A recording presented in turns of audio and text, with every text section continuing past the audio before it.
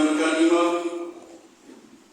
biarawan-biarawati, para diakon, keluarga, ibu bapak, saudara-saudari yang terkasih, kamu harus saling mengasihi.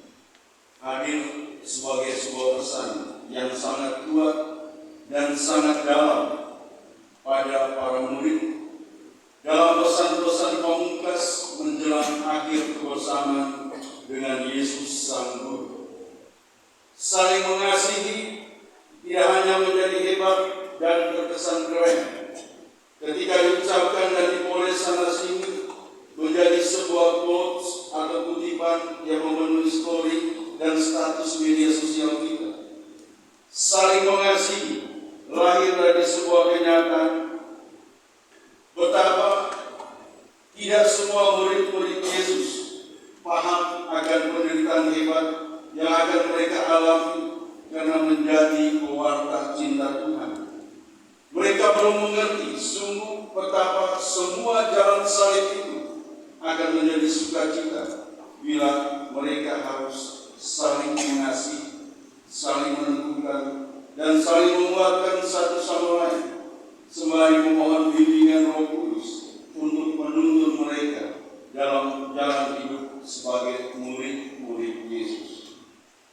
Aku memberikan perintah baru kepadamu, yaitu supaya kamu saling mengasihi, sama seperti aku telah mengasihi kamu. Demikian pula kamu harus saling mengasihi. Dengan demikian, semua orang akan tahu bahwa kamu adalah murid-murid, yaitu jika kamu saling mengasihi. Pesan saling mengasihi ini pun hadir dalam panggilan kedua anak dan adik kita para diakon ini. Apakah jalan imamat ini sudah direfleksikan dan dipilih dengan sebuah kebulatan tekad dan komitmen untuk setia pada jalan imamat dengan saling mengasihi dalam kehidupan biara dan dalam kehidupan karya imamat kelak. Saudara-saudari terkasih para diakon, sukacita imamat sungguh kita rasakan pada hari ini ketika putra-putra tercinta yang kita kasih ini menerima urapan suci imamat. Kita bersukacita pertama-tama bukan karena kehebatan dan prestasi anak-anak kita, melainkan karena rahmat Allah yang begitu besar tercurah ke atas kehidupan anak-anak ini, ke atas keluarga, tanpa memandang jabatan dan pangkat keluarga atau orang tua. Tuhan memilih setiap orang pada jalan tugasnya atau jalan kehidupan pada umumnya dengan belas kasih dan kerahiman. Sukacita imamat ini harus terus dibagi-bagikan kepada orang banyak dalam setiap tugas pengabdian seorang imam. Dan kita sungguh sangat berharap betapa imamat suci ini sungguh meneguhkan kehidupan dunia saat ini, bisa mengusap air mata orang-orang susah dan terkucilkan, serta bisa membangkitkan kembali harapan iman yang telah pudar bahkan hilang. Imam muda kita ini, para diakon yang akan kita habiskan ini, lahir sebagai generasi milenial dengan gaya dan karakternya yang khas. Mereka tahu bahasa dan gaya kehidupan milenial, bahkan mereka menjadi bagian dari bahasa dan gaya kehidupan itu. Ini sesuatu yang luar biasa.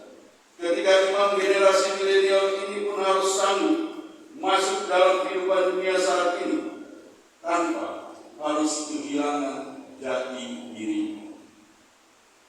Kemajuan zaman ini menjadi berkat sekaligus tanggung jawab.